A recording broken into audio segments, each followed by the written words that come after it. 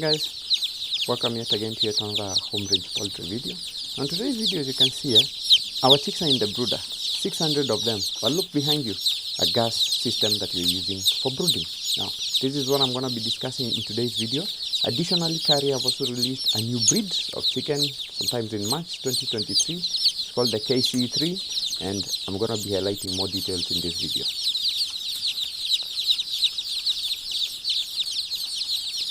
So guys, as I've mentioned, in this video my focus is going to be on two items, which is number one is going to be this new breed of chicken that was released by Kari. This is what you'll see, that we received our parent stock in April from Kari to enable us be able to continue to produce chicks. This is the KC03, which is an improved version of the Kari improved kienyeji chicken that was actually released by Kari. Now this was done in March of 2023, around the 28th to 31st, and according to the Director General of KALRO, who is Dr. Eliud Kirega, one of the key things that they are saying is that this new breed, the KC3 breed, just like the other two breeds that were released in 2019, that is the KC1 and the KC2, is ideally suited for the tropical climate, which is basically what we find here in Kenya and around East Africa. Now this new breed is of course very distinguishable, in fact, because it has a very high egg production of between 250 and 300 eggs per year. And just like the other three varieties, this breed also starts production at between 4.5 months and 5 months. Now you usually find that this chicken, the egg will get to a weight of about 60 grams. Well, the chicken itself at the 5 months of age will actually have attained 2 kilograms. Now this new breed was developed in collaboration with the European Union and the Kenyan government under the Climate Smart Agricultural Production Program, and a unit was actually set up in Kakamega, where the unit carries about 2,000 birds. And this is actually the center where all this breeding was actually done. Now, according to the Director General of KALRO, he stipulates or sets out that they have been working for 2 decades to create better chicken breeds by genetically enhancing them and breeding them with local varieties to enhance commercially valuable qualities. And I have to agree with them. The work that Kari have really done on this breed is fantastic. As I do this video, it's the 30th of April, and we received at Home Range, we received our parent stock sometime early in April. And we were hesitant to do this video because we wanted to do this video when we were very sure that what we are saying about the characteristics of this chicken are actually real. So as we speak, our birds are almost 1 month of age. But in this particular video, I want to show you the whole process of how we started to have these chicks at our farm, and the few innovations that we actually applied to ensure that the brooding that we were going to do with this particular bird was going to be very different. Now, there's something that I should tell you so far about these birds, and one of the key things is that we have noted that there's a very high survivability rate. So the high rate of mortality that was experienced previously from the very old variety that was released in 2012, now I can assure you that this one has drastically reduced, and this chick's survivability is quite high. As you can see, even when they're in the box, you can see the chicks are very active, and it's going to be a fantastic breed, and I'm sure a good experience for the farmers as well. Now in here, you can see, of course, our brooder that has been set up. As you know, for us, we don't use wood shavings in our brooder, and one of the reasons why we don't do that is because we actually noted from experience that when you use wood shavings on the floor, chicks usually ingest the wood shavings. So for our floor and the sides as well, we just use these gunny bags, as you can see. Now on the floor, we have already about 3 layers under the top layer that you're seeing. Now on the sides, we've done the insulation with these same gunny bags and or what we call the polypropylene bags. Now these bags are fantastic in insulating the brooder. You can see here what I was talking about, the innovative system that you're using, which is gas-based. As you can see, it's a gas stove, and I'll be discussing more about it later. And one of the key things that we noted with the previous batches of chicks is that the quantity of heat that was being produced was not sufficient, and where we actually got it sufficiently using the light bulbs or the infrared bulbs, the bill, the electricity bill at the end of the month was actually quite steep. So please ignore the seat that is there. That seat was just used for filming purposes. But you can see, basically, this heat source that we're using, which is the gas cooker brooder, is actually situated at the center. You can see on top of the, we've built a cage around the gas system and also created sort of a carved metal sheet that actually is able to deflect the heat back down to the chicks. This is very, very crucial because remember, heat always rises. So if you live without this curvature sort of a method to deflect back the heat, then you will have a brooder which at the very top it's extremely hot, but at the very bottom it's very cold. So as you can see, this is basically the entire step of introducing chicks into the brooder. And I'm going to take you through the entire process of doing the chick induction. First thing that you notice is that you have to disinfect your hands before touching any chicks. The gumboots that you're using in this brooder that we are wearing on our feet, these are gumboots that specifically continuously stay inside the brooder and they never go out. And every time that you step into the brooder, you actually step back outside onto the disinfectant, which is able to disinfect the gumboots, and you go back in. Now what is happening here is a stage that we usually call the chick induction. And under this chick induction, this is where we take one chick at a time from the box. As you can see, we have 600 chicks, but we have got to take one chick or two chicks at a time, as you can see here, and we dip their beaks into that water. Now what is in that water? Now one of the primary things that we've actually changed about the management of these chicks is we have concentrated on giving them or administering largely vitamins and a lot of glucose within the first week to ensure that they're actually getting a lot of energy, and at the same time the vitamin enables them to be able to boost their immunity. So in this case, you can see chick induction being conducted where we are taking one chick at a time and dipping their beak in water. And one of the very critical things that you've got to remember is that chick induction has to be done when there is no feed in the brooder. If you notice, throughout the brooder there is no feed, so the chicks are just, their beaks are just being dipped in the water, and this acclimatizes them to be able to know that this is actually the source of water. And what will actually happen is that once you actually put them on the side, they will come back to the drinker and they will start consuming the water. Remember, this water contains multivitamins and glucose. So keep watching, guys. Let's see a rollover of this process.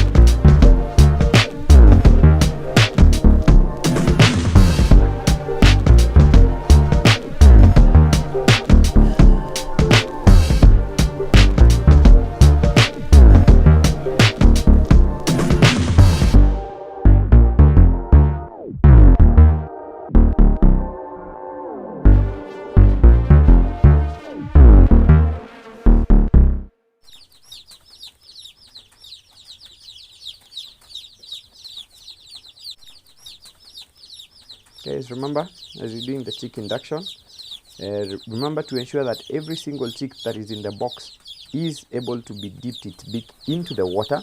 That's very, very crucial. Also during this process, make sure that you utilize the opportunity to check for any injuries that the chicks may have or any deformities. You may find that some of the chicks perhaps already have some deformities either at the back or on their legs, and you know, a lot of times these chicks are usually rejects, but so you can either decide to create an isolation place for them, or you can just decide to dispose them off and just be left with the really mature chicks. Now as you can see, this brooder system or the gas heater is kept on throughout this entire process. And the reason for that is because you want the chicks to be acclimatized to the heat or the hot brooder to ensure that they do not chill. Chilling means that they will feel cold. If you just switch on the gas brooder system when the chicks are already in the brooder, you'll find that most of them will be crowding together. But as you can see for this particular case, as soon as the chicks are actually, their beaks are dipped into the water, they are active and they start moving around. And this is fantastic because it tells you that the temperature in the brooder is even throughout the brooder, and this is a very critical aspect that you need to monitor.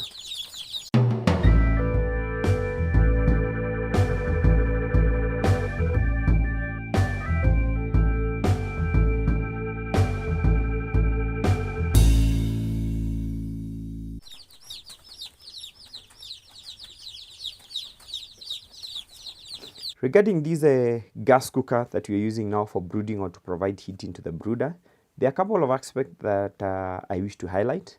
Number one is the fact that you realize that we do not have the gas cylinder in the brooder. So do not have the gas cylinder in the brooder. Why? This is very dangerous because once the gas cylinder is placed in the brooder may actually get a bit hot, causing the gas cylinder itself or the gas inside to actually expand because of excess heat. And this could lead to a lot of dangers. Now, this is the reason why what we have done with our piping for this gas system is that we have put the pipe all the way going outside where the gas cylinder is held. Now,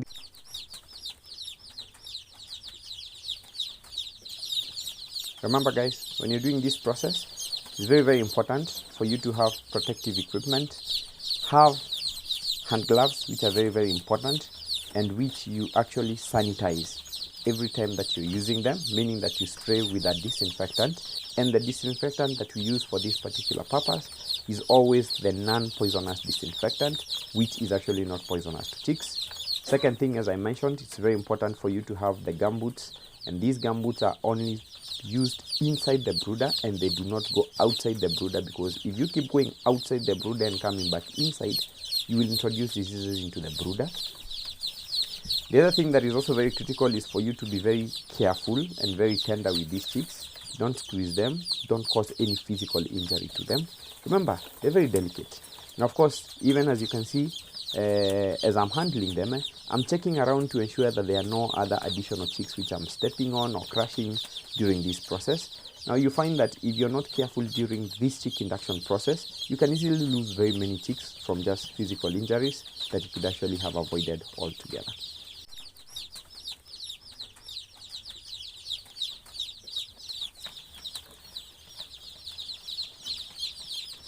So as you can see in the brooder so far, we've done about 250 chicks inside. You can see all the chicks are actually well spread around, but most of them are going towards the drinker to ensure that they're getting this water. You notice that in the brooder there are no feeders, so I've got to repeat that. At least there are not going to be any feeder in this brooder for the first 2 to 4 hours.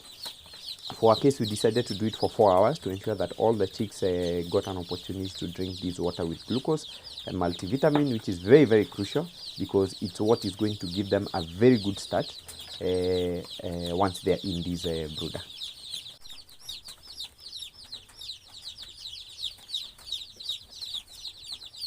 So guys, the other thing that you notice is that we are putting the chicks in different sides of the brooder. We are not crowding all the chicks at one position. And this is very, very important because remember, if you introduce all the chicks to one drinker and they know that is the only source of water, you may realize that many of them may crowd in one place and they may start actually injuring each other. So we are making an effort of ensuring that we spread all these chicks throughout each and every single drinker. Roughly, you are doing about 100 chicks per drinker to ensure that all the chicks are actually well spread out within the brooder. As you can see, we are making every effort to ensure that every single chick gets this water. And also, you notice that all of a sudden, once the brooder is heated enough, the chicks actually start running all over the brooder. This is very, very important for you to keep observing even as the chicks are growing. You want to ensure that your chicks are well spread throughout this brooder. As you can see, everyone, that's a day-old chicks. Beautiful, beautiful, and so cute.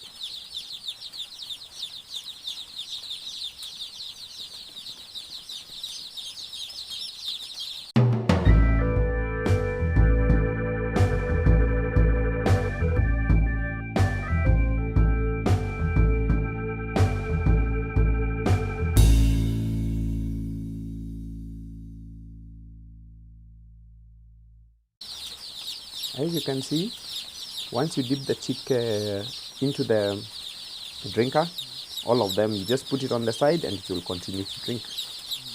This is a 1-day-old chick. This is the KC03 that we just mentioned, and we really look forward to having these fantastic breeds going out to all our customers once we start producing day-old chicks from this parent stock that we have received from Caldro. As you know, Homerange is one of the largest partners for Caldro when it comes to production and distribution of chicks, and we specialize in distribution of the Curry improved Kienyeji chicken breed only. And over the years, of course, we have had very good working relationships with Curry to ensure that not only are we able to supply quality to our customers, but also we give feedback that actually enables them to continue to improve on the quality of this breed.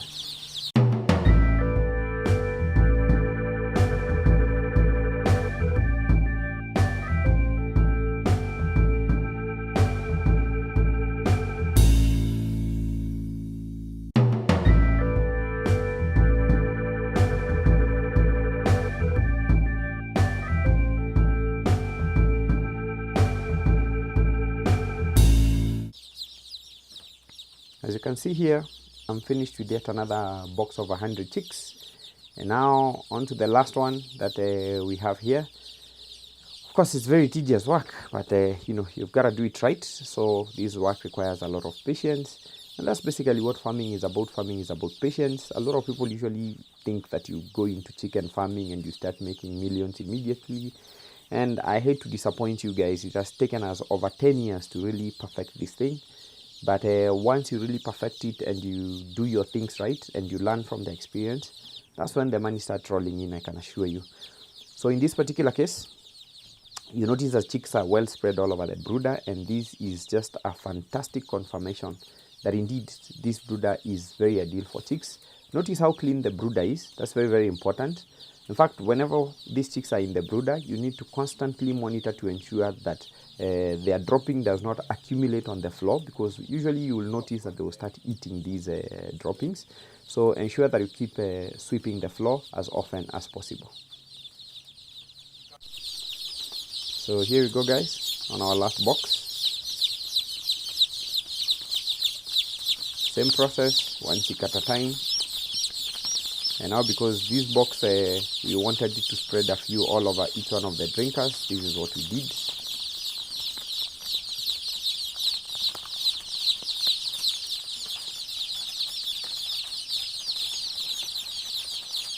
You can see here is our gas stove that is using the normal cooking gas.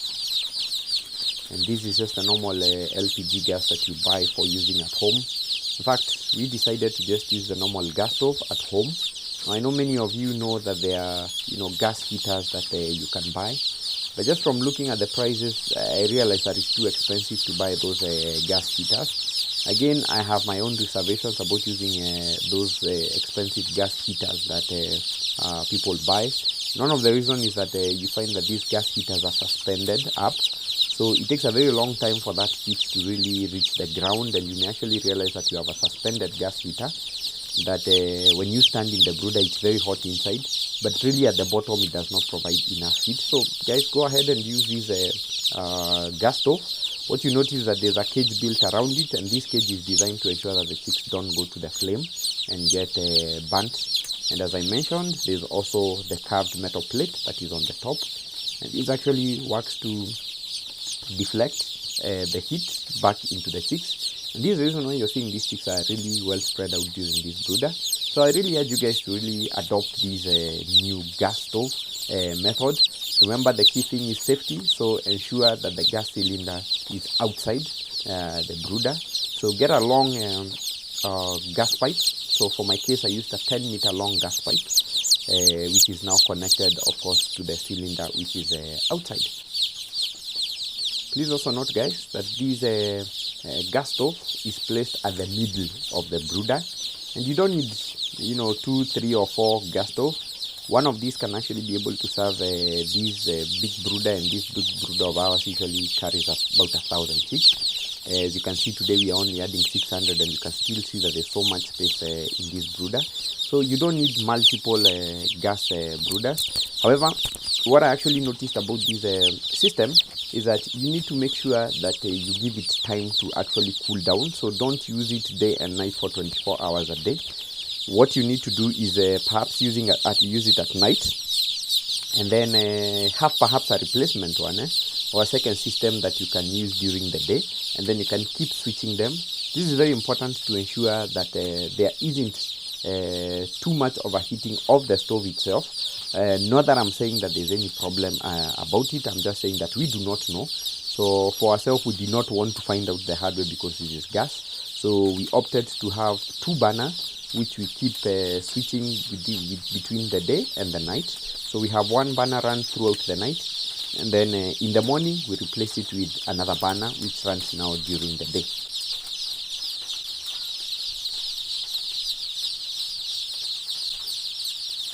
Now, in terms of cost, we have actually realized that there's significant drop in costs by using the gas burner as opposed to when you are using the infrared bulbs. For those ones who are in Kenya, you are aware that electricity just recently in the month of March went up by almost about 40%. So that would actually mean that if you were to use the infrared bulbs, these would actually take your cost very high. For example, in the month of November 2021, when you actually use the electric bulbs to brood in this same brooder, our monthly power bill came to around 40,000. Now, if you're talking of about an increase of about 30% to that electricity bill, no, that would mean that would make our electricity bill to go to as high as 52,000. However, with these chicks being in this brooder for the entire month, we have noticed that we have only utilized only about 22,000 in heating costs for the entire month by using the gas. Now, considering that this is for about 650 chicks, so 22,000 for 650 chicks is quite economical, because you're only talking about 30 shillings per brooding of a chick. And this is really how low you want this cost to be. Of course, if you had about 1,000 chicks inside this brooder, if you put it to capacity, this will still even make even better economic sense, because it would mean that each chick was only being brooded by with only 22 shillings for the entire month. And if you do 22 shillings for an entire 30 days, it basically means you're only spending about 0.7 cents. That's about 70 cents per chick per day, meaning that in this brooder, if you had about 1,000 birds, you'd only be spending about 700 shillings, which now that actually makes a lot of economic sense. So guys, I urge you all to really try using this gas brooder for your brooding. Remember the safety tips that I've given. Number 1, ensure the gas cylinder is outside.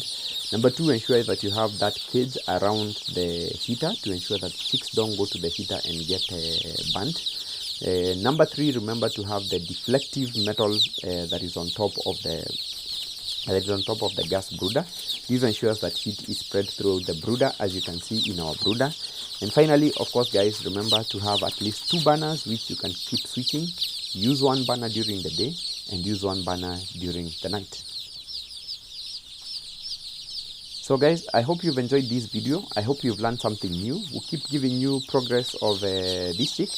But I really urge all of you, as soon as we start actually supplying chicks, come over and get the supply of this awesome new breed, the KC03. That is the new improved Kenyan chicken. Thanks for watching, guys.